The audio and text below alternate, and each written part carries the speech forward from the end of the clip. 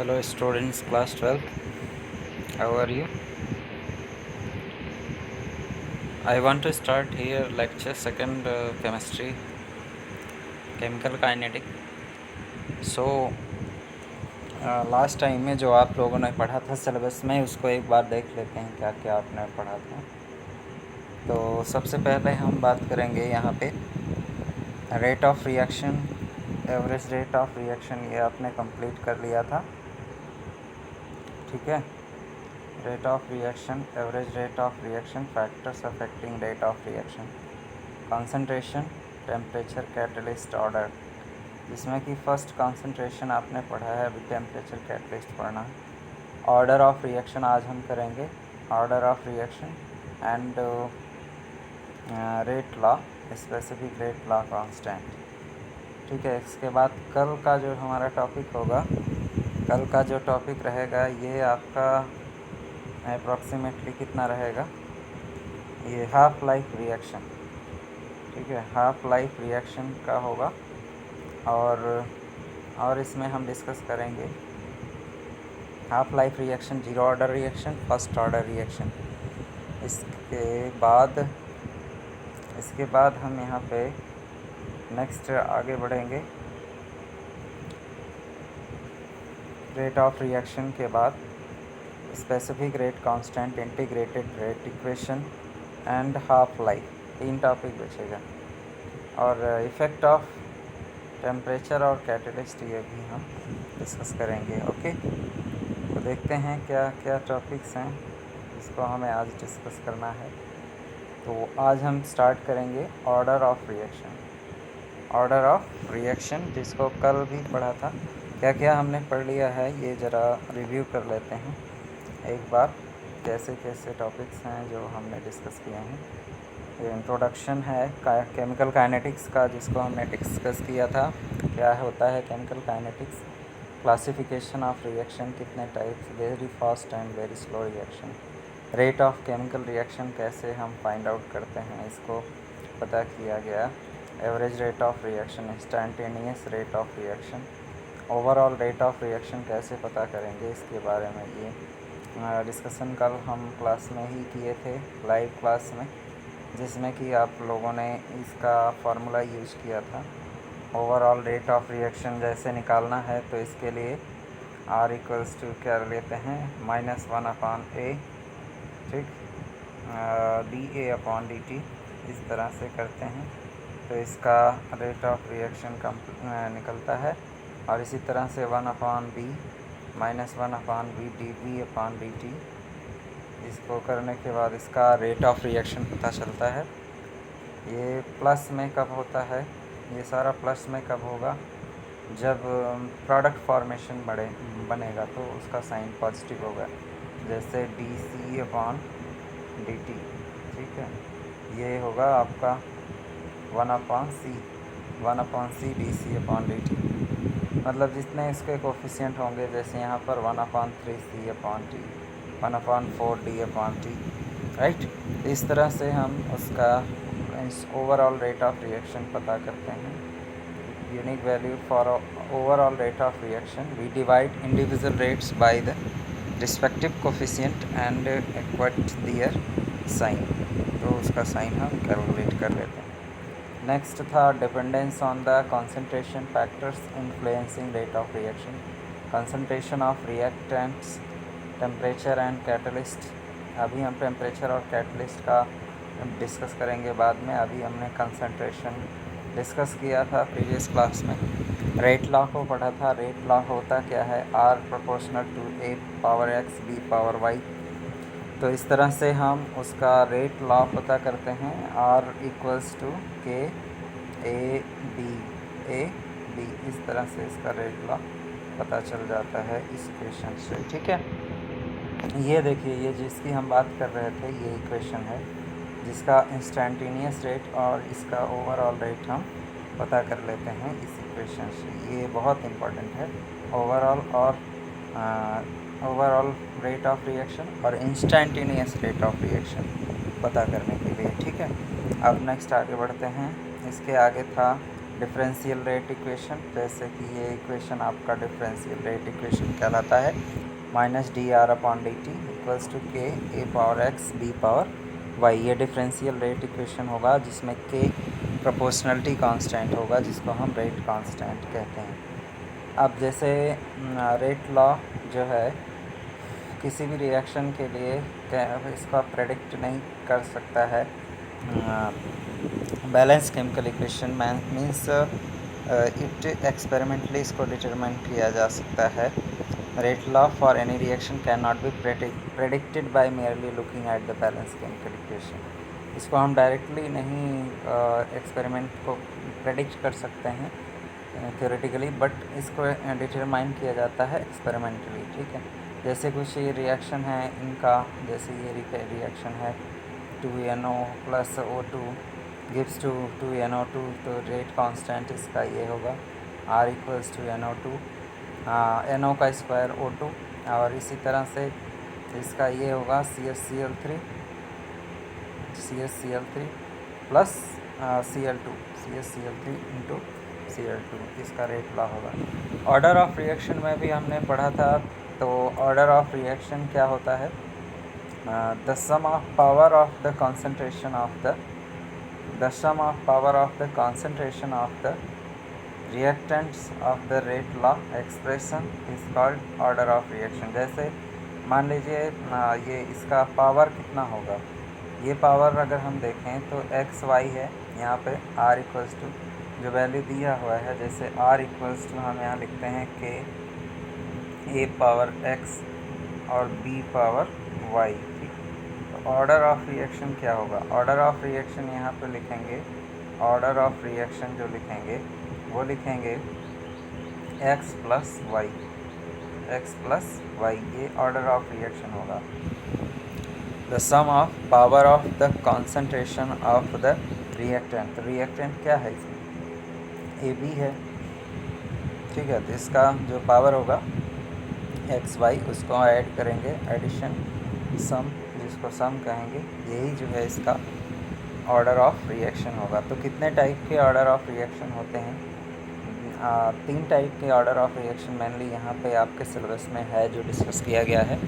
पहला है zero order reaction, first order reaction और सेकेंड ऑर्डर रिएक्शन।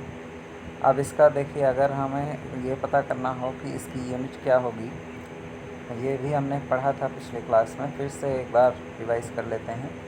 तो concentration upon time into 1 concentration power n into 1 concentration power n, ये formula हम apply करते हैं, ठीक है। Concentration upon time into 1 concentration power n, जहाँ n क्या है? n है नंबर ऑफ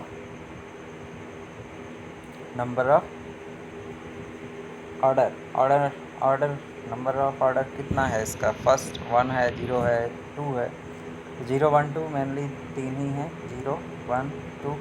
अब जैसे मान लीजिए यहाँ पर कंसंट्रेशन का यूनिट आपको पता ही है, मोल पर लीटर अपॉन सेकेंड, ठीक है, इंटू 1 कंसंट्रेशन मान लीजिए ये हो गया आपका मोल पर लीटर, और इसका पावर 0, तो 0 हो गया, तो इसका ये मतलब हो गया 1/1 हो गया, तो मोल पर लीटर पर सेकेंड, यही इसका यूनिट बचा।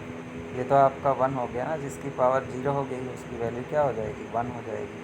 तो 1 हो जाएगी, तो ये टर्म गया 1 हो गया, तो इतना बचा मोल पर लीटर पर सेकेंड, ये इसका यूनिट हो जाएगा। सेकेंड ऑर्डर के लिए, फर्स्ट ऑर्डर के लिए क्या होगा?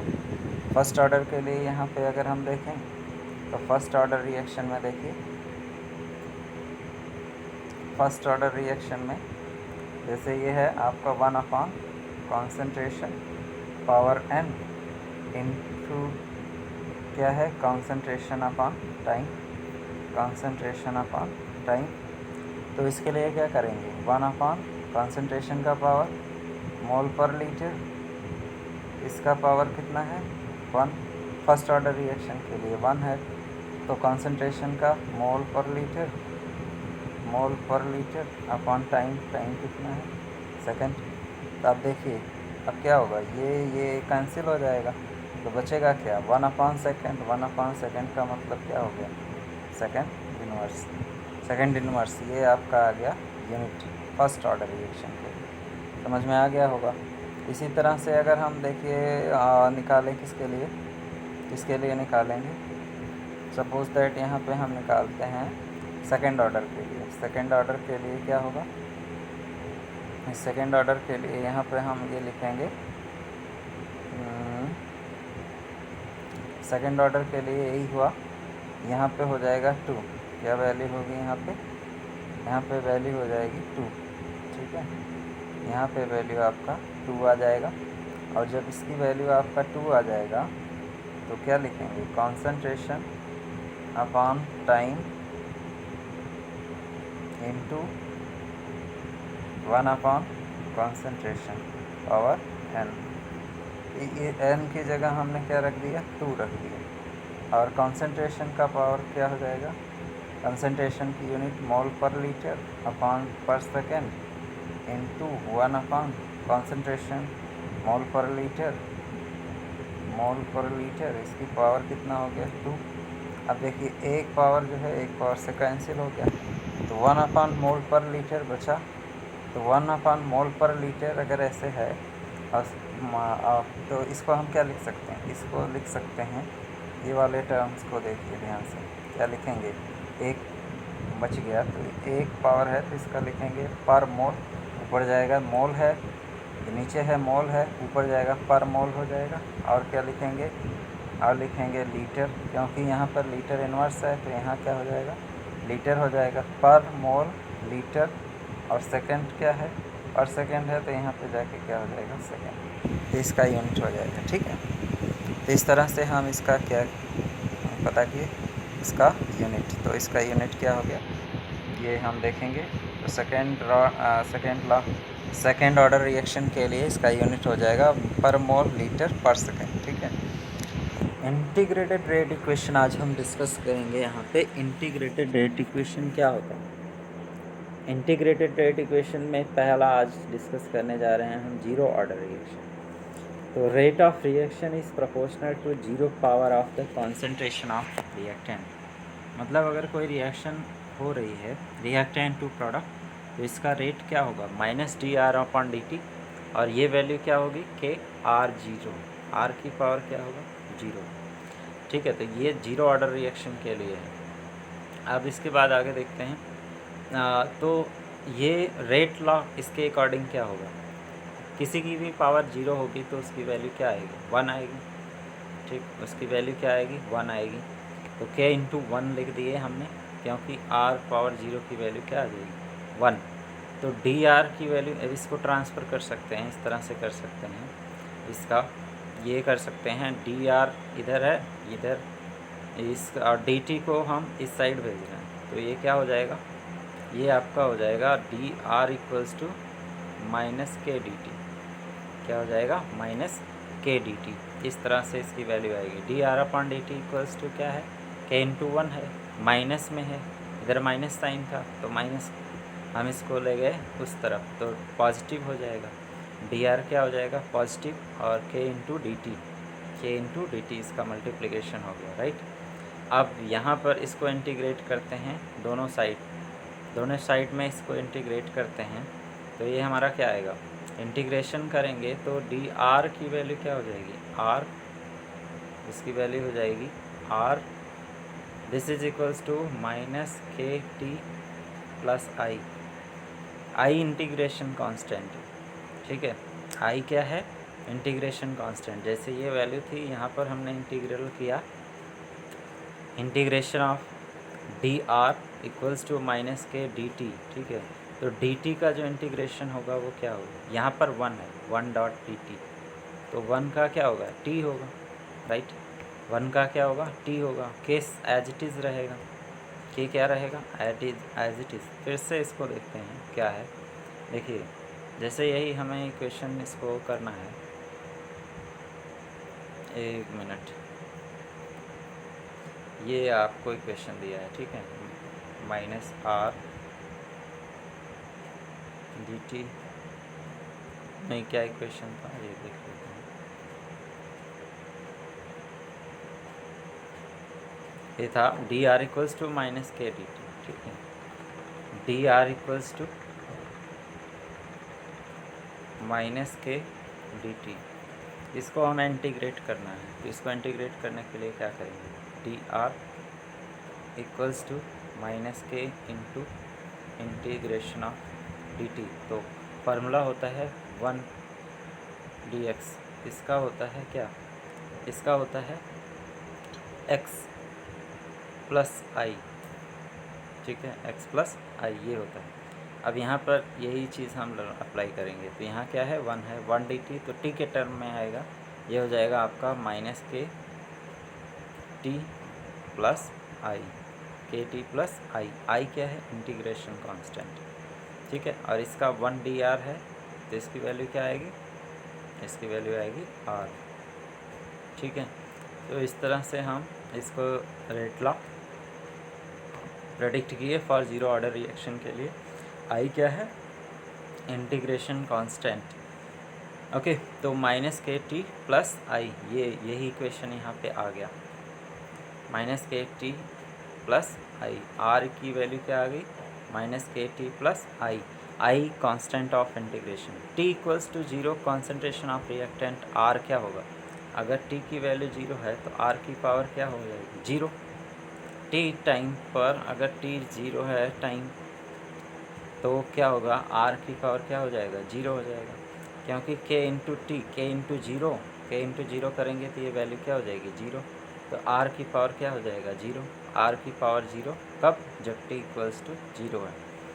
तो इस इक्वेशन को हम सब्स्टिट्यूट करते हैं ये इस वाले वैल्यू में, तो यहाँ पर आर जीरो की वैल्यू क्या आ जाएगी आई, आर जीरो की वैल्यू, अगर इसमें हम इसकी वैल्यू रखते हैं क्या जीरो रखते हैं, किसकी जगह, इसकी जगह जीरो रखते हैं टी की जगह इस इक्वेशन में, तो क्या आएगा इस इक्वेशन में, मतलब ये वाला, इस इक्वेशन में अगर हम रखते हैं माइनस के टी प्लस आई, यहाँ पर टी इक्वल्स टू जीरो रखेंगे तो क्या आएगा, तो minus K into zero plus आई ये आएगा, तो आर की वैल्यू क्या होगी, आर की वैल्यू आपका हो जाएगा आई, सिर्फ आई, ये टर्म जीरो हो गया, ओके, तो आर ज़ीरो इक्वल्स टू आई।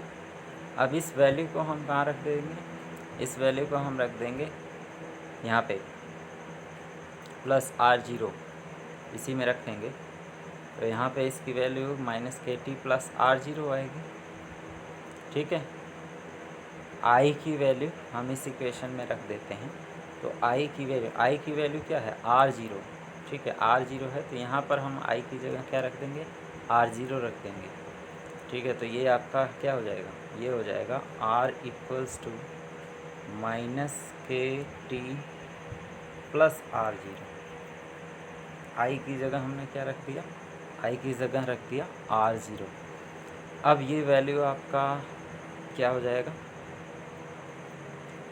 इस first order reaction zero order reaction के लिए ये वैल्यू आएगी, ठीक है, are equals to minus K T plus are zero.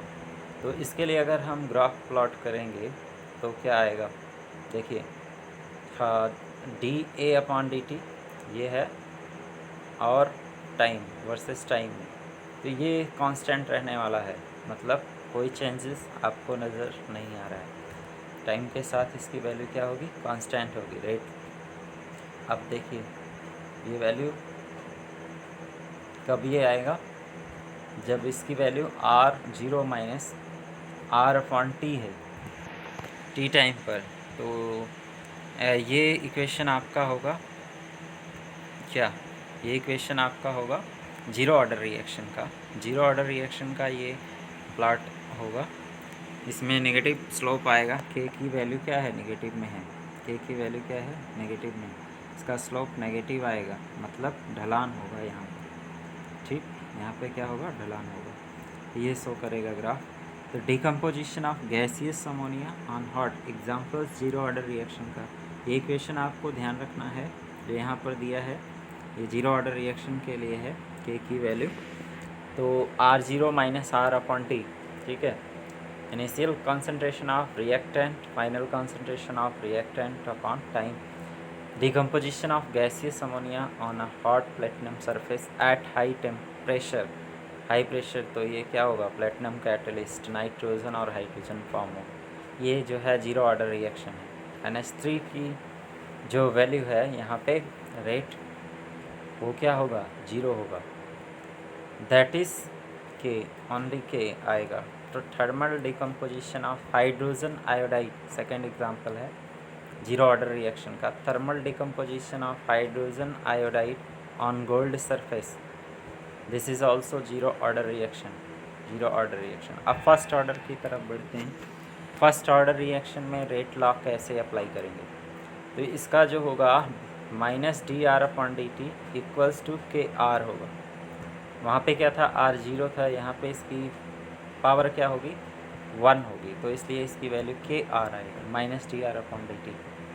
इसको हम इस तरह से समझेंगे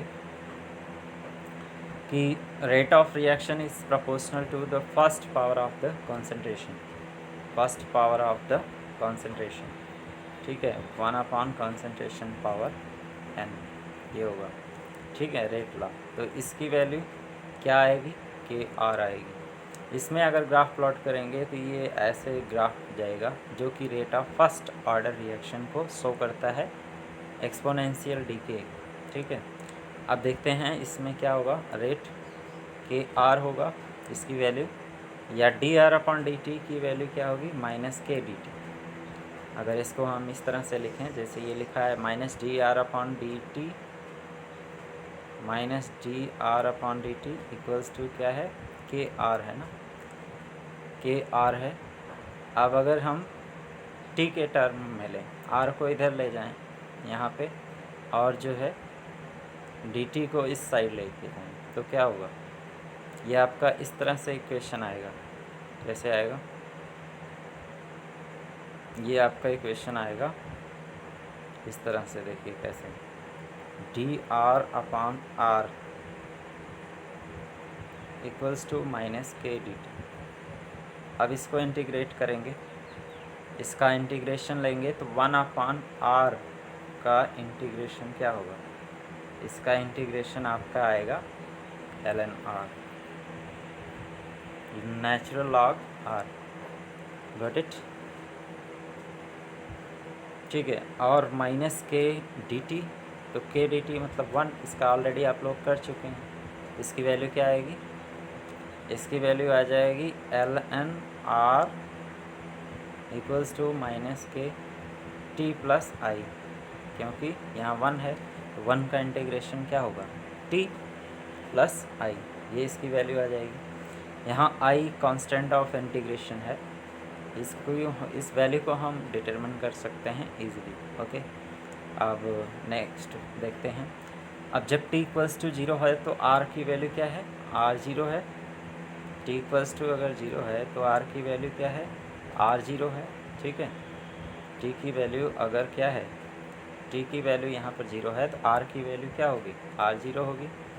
और जब t की वैल्यू 0 है और r की वैल्यू r 0 होगी, तो इस केस में हम क्या करेंगे, इस केस में सिंपल सा कॉन्सेप्ट है कि इनिशियल कॉन्सेंट्रेशन रिएक्टेंट का क्या होने वाला है, 0 होने वाला है।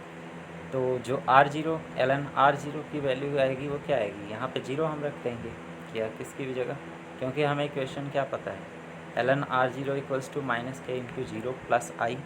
तो ln/r0 की वैल्यू क्या आ गई, ये 0 हो गया तो सिर्फ i आएगी, पहले से कर चुके हैं।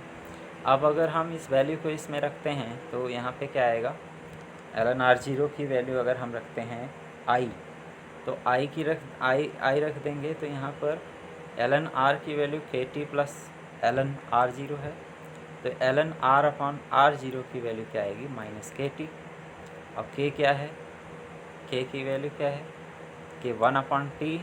अब इसको ऐसे लिख सकते हैं, इस इक्वेशन को कैसे लिखा जा सकता है, k इक्वल्स टू, पॉजिटिव होगा उस साइड जाएगा, तो 1/t ln/r/r0, ठीक है, r0/r, ये होगी, ये आपका फर्स्ट इक्वेशन है। फर्स्ट ऑर्डर रिएक्शन का रेट कांस्टेंट है जिसको टी टाइम पर मेजर करेंगे। तो ln R0 की वैल्यू क्या आएगी, ln R0 की value minus KT1 plus ln R0, ln R2 की वैल्यू क्या आएगी minus KT2 plus ln R0, मतलब डिफरेंट टाइम पर इसकी वैल्यू R0 और R1 R2 ये क्या होंगे, concentration of the reactant at time T time पर इसका जो रेट कांस्टेंट होगा वो ये होगा। अब इसको दोनों को सब्ट्रैक्ट करते हैं तो क्या आएगा, ln R minus ln R2 equals to minus KT minus minus KT2।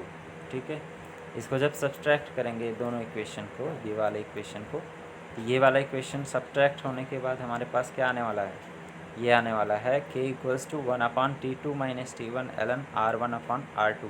मतलब फाइनल इक्वेशन आपका ये आ गया फर्स्ट ऑर्डर रिएक्शन के लिए। फाइनल इक्वेशन क्या आ गया, ये आ गया k इक्वल्स टू 1/, ये इक्वेशन याद रखिएगा, ये फर्स्ट ऑर्डर रिएक्शन के लिए है, T2 minus T1 ln natural log R1/R2।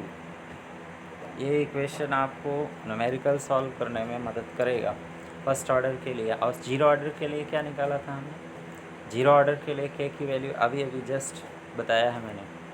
इसको आप बताइए क्या होगा जीरो ऑर्डर के लिए, जीरो ऑर्डर के लिए वैल्यू क्या होगी, ये होगी k equals to R0 minus R/T, ये वाला इक्वेशन, ये जीरो ऑर्डर के लिए है। ठीक है, जीरो ऑर्डर के लिए है और ये फर्स्ट ऑर्डर रिएक्शन के लिए है k की वैल्यू, तो दोनों याद रहेंगे।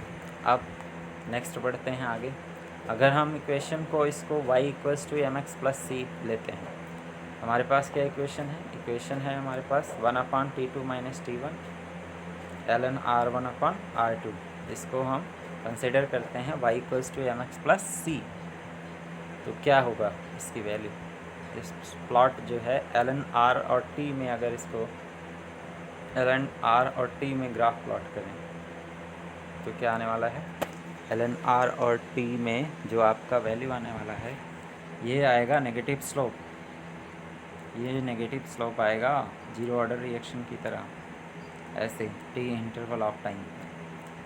और अगर ये हम लेते हैं फर्स्ट ऑर्डर के लिए, देखो यहाँ पे नेचुरल लॉग से लॉग में कन्वर्ट करेंगे तो ये वैल्यू आएगी 2.303। ठीक है, और 1/T है ही है, log R2/R1 या R0/R, तो इसकी वैल्यू क्या आ जाएगी KT/2.303, यही आपका स्लोप होगा। तो ये कैसा जाएगा, स्ट्रेट, नेगेटिव नहीं होगा, पॉजिटिव होगा। अब इसका एग्जांपल देखते हैं, क्या क्या एग्जांपल है। Hydrogenation of ethane, hydrogenation of ethane तो रेट फर्स्ट ऑर्डर रिएक्शन होगा। ठीक है, decomposition of nitrogen pentoxide and nitrogen oxide, nitrous oxide, ये भी क्या है फर्स्ट ऑर्डर रिएक्शन।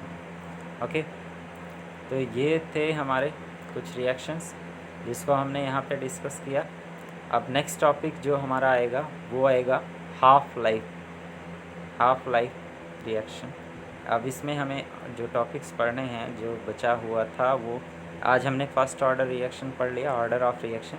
अभी हमें मॉलिक्यूलरिटी ऑफ रिएक्शन पढ़ना है, rate law, specific rate constant, integrated rate equation, ये हमने आज फर्स्ट ऑर्डर और जीरो ऑर्डर के लिए पढ़ा।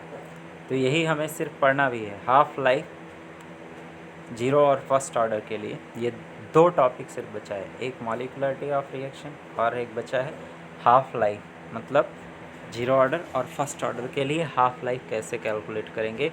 फिर ये आपका 23 मार्क्स का जो एक यूनिट है वो फिनिश हो जाएगा। मीन्स ये आपके 4 चैप्टर्स 23 मार्क्स का कंप्लीट हो जाएगा ये दो टॉपिक पढ़ने के बाद। ठीक है, इसके बाद हम इस पे न्यूमेरिकल प्रॉब्लम सॉल्व करेंगे। न्यूमेरिकल प्रॉब्लम सॉल्व करने के बाद एक आपका टेस्ट होगा केमिकल काइनेटिक्स का, टेस्ट होने के बाद रिटन टेस्ट होगा। इसके बाद फिर हम इसमें आपका स्टार्ट करेंगे सरफेस केमिस्ट्री, नेक्स्ट टॉपिक। ठीक है, एक और जो जुड़ा है यूनिट 5 सरफेस केमिस्ट्री, उसको भी हमें करना है क्योंकि वो भी इसी के अंतर्गत। ठीक है, okay, thank you for watching video.